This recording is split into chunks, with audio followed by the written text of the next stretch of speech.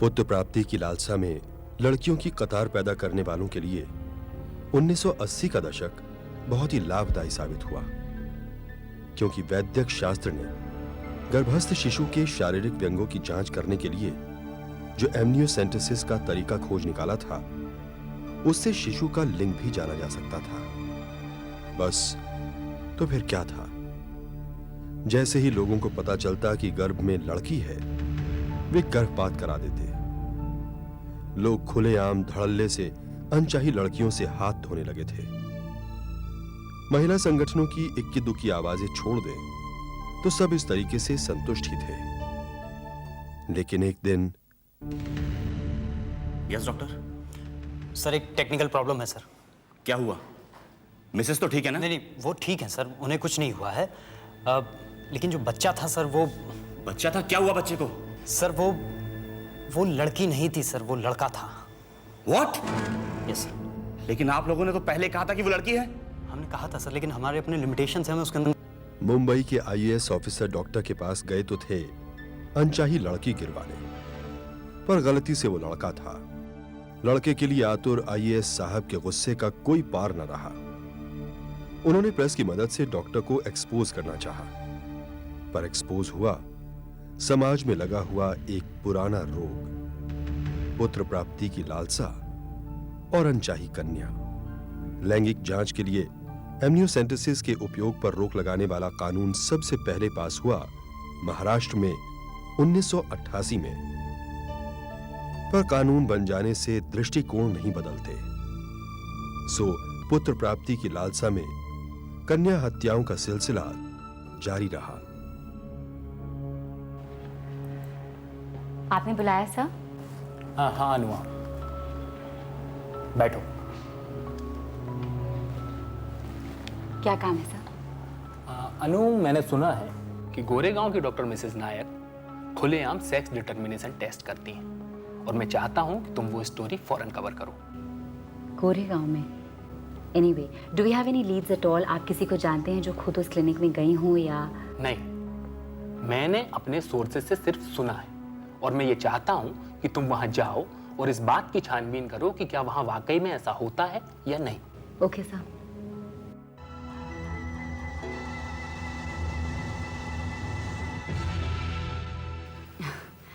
Doctor, ये मेरी जेठानी है, अंजलि। नमस्ते। 5वां महीना चल रहा है, लेकिन बहुत डर रही है डॉक्टर। डर रही है? क्यों? जी, असल में मेरी पहले 2 बेटियां हैं। अगर तीसरी भी बेटी हो गई तो मेरी सास मुझे बहुत। लेकिन इसमें हम क्या कर सकते हैं? अब जो होगा उसे तो स्वीकारना ही पड़ेगा। ऐसा मत कहिए डॉक्टर। मैं पहले ही बहुत सह चुकी हूँ। देखिए, अगर लड़की हुई तो हम उसका सेक्स बदल तो नहीं सकते ना। लेकिन गिरा तो सकते हैं ना।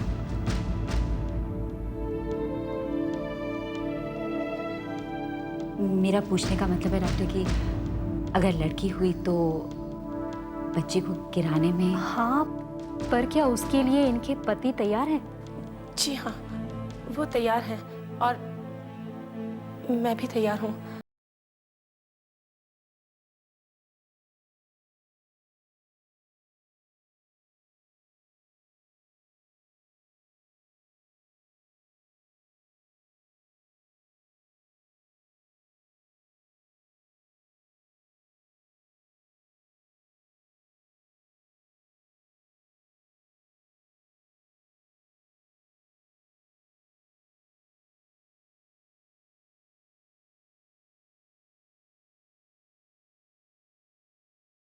चिंता मत कीजिए, हमें इसका एक्सपीरियंस है।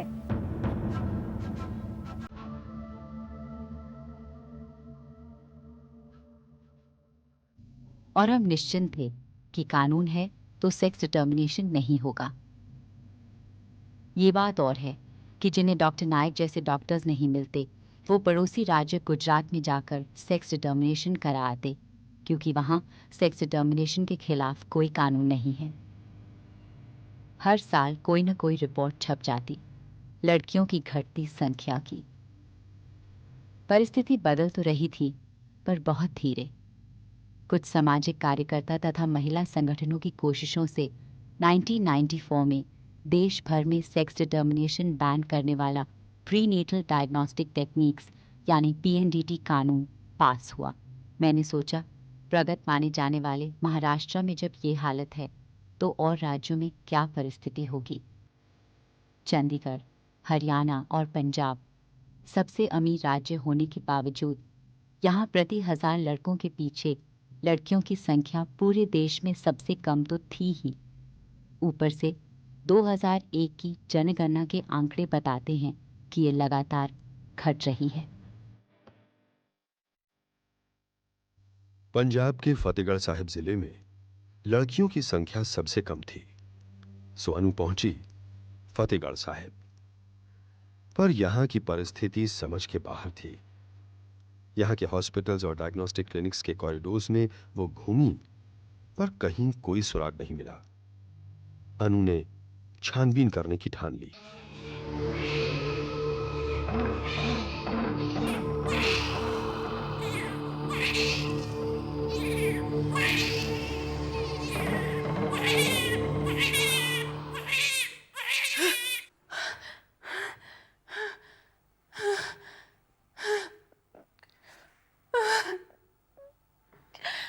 नहीं चाहिए, नहीं चाहिए। सती, क्या हुआ? कोई बुरा सपना देखा? ये बच्चा नहीं चाहिए मुझे, नहीं रखना मुझे इसे। चुप कर सती। नहीं। देख, बच्चियां देख रही हैं।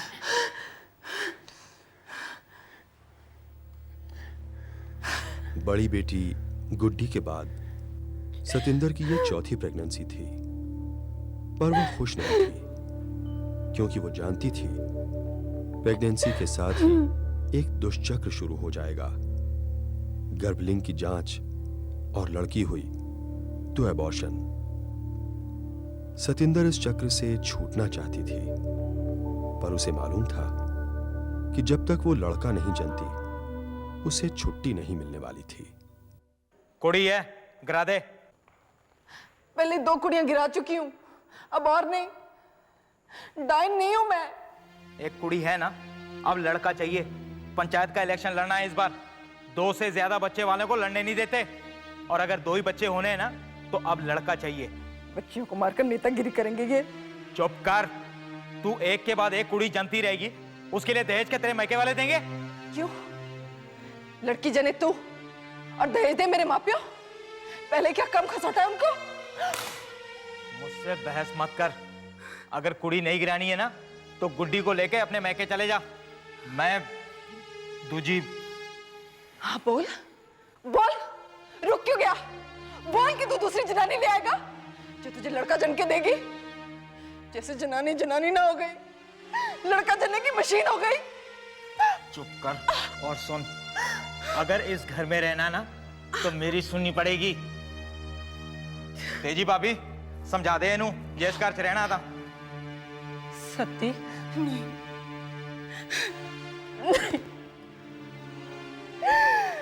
कितनी बार गिराऊंगी मैं अपनी बच्ची को, मुझे अच्छा नहीं लगता। सत्ती, दरवाजा खोल। तू दरवाजा खोल दिया है, तोड़ दूंगा। सत्ती, गुड्डी, गुड्डी। हाँ पापा। क्या कर रहा है तू? Mummy, mummy, mummy. छट, छट, नहीं। छट।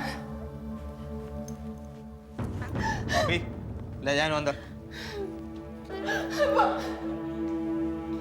चल अंदर। चल, चल। आखिर सतिंदर कौर ने हथियार डाल दिए। अपनी बेटी को मारने के सिवा उसके पास और कोई चारा नहीं बचा। स्पेशल नर्स ने आकर उसकी चौथी बेटी को भी पहली 2 की तरह पैदा होने से पहले ही मौत के घाट उतार दिया। अधखिली या जन्मी बच्ची की लाश घर के पिछवाड़े दफनाई गई, पर सतेंद्र के भीतर की औरत और मां कतरा कतरा मर रही थी। लेकिन सच्चाई कभी दफन नहीं होती। एक नर्स ने पुलिस को इस घटना की जानकारी दी। अपनी सतर्कता साबित करने के लिए पुलिस ने अपनी कार्यवाही में अनु को शामिल कर लिया।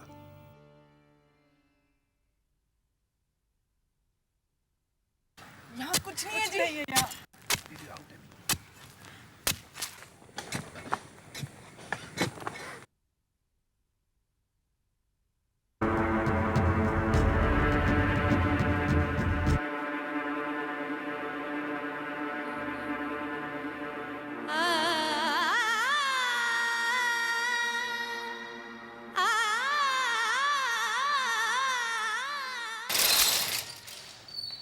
हेलो इंस्पेक्टर साहब। आप आइए, कहिए, कल आपने न्यूज़ भेजी कि नहीं अपने अखबार को? भेज दूंगी। इसीलिए मैं आप लोगों को बायस्ड अगेंस्ट पुलिस कहता हूं। जब कोई पुलिस वाला कहीं कोई गलत काम करता है तो आप लोग तुरंत छाप देते हैं, लेकिन कोई अच्छा काम करता है तो उसकी कदर नहीं करते आप। नहीं, ऐसी बात नहीं है। इनफैक्ट मैं उसी के बारे में आपसे पूछने आई हूँ। आपने उन 2 औरतों को हिरासत में क्यों लिया हुआ है? लिया हुआ नहीं है, लिया हुआ था। वो सतेंद्र की तबीयत ठीक नहीं थी, इसीलिए उसे 2 दिन के लिए बेल पर छोड़ दिया, लेकिन केस चलेगा उस पर। क्यों? क्यों माने? अरे कल आपने देखा नहीं कि उसके घर में लड़की थी, इसीलिए अबॉर्शन कराया उसने? इसका मतलब आप भी पूरी तरह से यही मानते हैं कि गर्भस्थ लड़की के अबॉर्शन के लिए सिर्फ उस औरत को ही दोषी मानेंगे? 312 आईपीसी कहता है कि अगर अबॉर्शन लड़की की मर्जी से हो तो वो दोषी है। आपको ये क्यों नहीं दिखता कि पारिवारिक दबाव की वजह से उसने ऐसा किया होगा? और अगर मैं आपसे ये पूछती हूँ कि पीएनडीटी एक्ट आपने लागू क्यों नहीं की? उससे क्या फर्क पड़ता है? फर्क पड़ता है। पीएनडीटी एक्ट के तहत उस डॉक्टर और सोनोग्राफी क्लिनिक दोनों के लाइसेंसेस कैंसिल हो सकते हैं। इसमें उन लोगों का क्या दोष है? उन्होंने तो सिर्फ यही बताया होगा कि लड़का है या लड़की। वो औरत मां है, वो कैसे राजी होगी अपनी लड़की को मारने के लिए? मैं दावे के साथ कह सकती हूँ कि उसे मजबूर किया होगा उसके परिवार ने, हमारे समाज ने।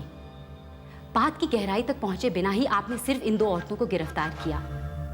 उस डॉक्टर, रेडियोलॉजिस्ट से बात किए बगैर, उसके पति परिवार वालों से पूछताछ किए बिना आपने सिर्फ इन 2 औरतों को अंदर किया।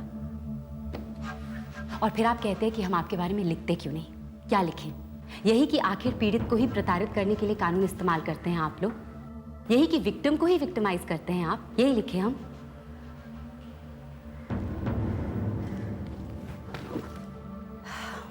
तो क्या करता, एक के बाद एक लड़कियां पैदा करता रहता और उनके दहेज के लिए जिंदगी भर पैसे जमा करते करते एक दिन मर जाता।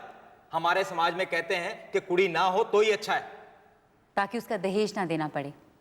लेकिन हमारे देश में कानून है ना दहेज के खिलाफ। और फिर भी ये लोग दहेज के लिए बारात वापस ले जाते हैं। क्या ये देखा आपके कानून ने? लेकिन कानून को अमल करना तो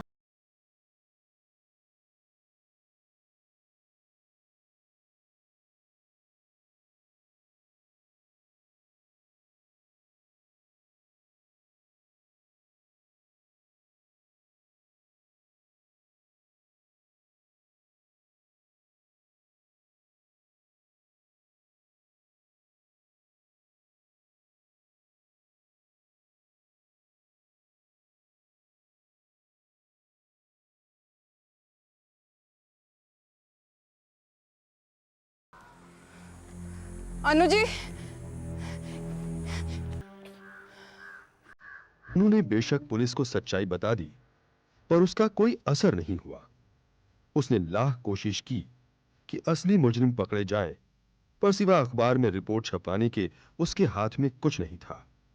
और जिनके हाथ में कानून था वे कुछ करने के लिए राजी नहीं थे। पुलिस ने अनु के बयान को नजरअंदाज कर दिया। अनु बेचैन थी। क्या लड़की होना इतना बड़ा गुनाह है? ऐसी भी क्या घृणा कि पैदा ही न होने दिया जाए? आखिर किस बात में कम है लड़कियां लड़कों से? और कब तक जलेगी ये अजन्मी लड़कियों की चिता जो सदियों से जल ही रही है? अनु को इस ख्याल ने अस्वस्थ कर दिया। उसने इस विषय पर रिसर्च करना शुरू किया। अनचाही बेटी को पैदा होते ही मटके के अंदर डालकर मटके का मुंह मिट्टी से भर दिया जाता था, या बच्ची को पैदा होते ही इतना धान खिलाया जाता था कि वो उसके गले में फंसकर उसका अंत कर देता था, या फिर दूध पीती यानी दूध और पानी से भरे टब में उसे छोड़ दिया जाता था। नवजात शिशु पल भर में दम तोड़ देती थी। माँ का दूध तो अमृत होता है, पर बेटी के लिए ये जहर बन जाता था। इस विष को माँ की छाती पर मलकर बेटी को दूध पिलाया जाता था। बेटी पैदा होने पर उसे मारना बड़ा कष्टदायी होता था। ऐसे लोगों की मदद के लिए साइंस अपने आधुनिक टेक्निक्स लेकर हाजिर हुआ।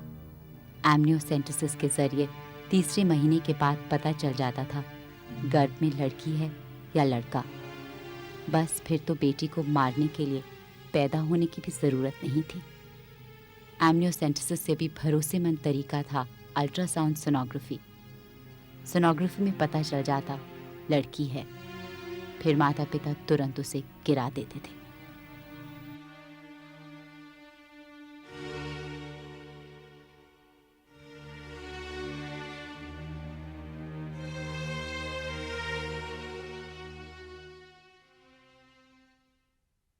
क्या ये समझना इतना मुश्किल है कि लड़कियों के या औरत के बगैर ये दुनिया नहीं चल सकती? वैसे कन्या हत्या रोकने की कई कोशिशें हुई। तमिलनाडु सरकार ने 1992 में क्रेडल योर बेबी नाम से एक स्कीम शुरू की थी। इसके तहत मां बाप अपनी अनचाही बेटियों को सरकार को सौंप सकते हैं। कहते हैं मां बाप का प्यार कभी बढ़ता नहीं, फिर ये बेटियां क्यों महरूम है इस प्यार से?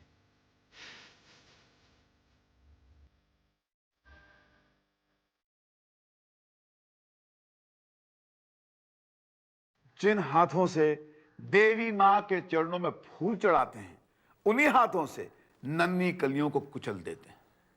कितना ढोंगी है हमारा समाज। बेटियों को नकारने से बेहतर है हम समाज में प्रचलित गलत प्रथाओं को नकारें। पिछले दिसंबर 2002 के सेशन में PNDT prohibition of sex selection and regulation act 40 तब्दीलियों के साथ पास हुआ। अब कानून तो जब अमल में आएगा तब आएगा, पर क्या हम राजी हैं हमारी बेटियों को अपनाने के लिए?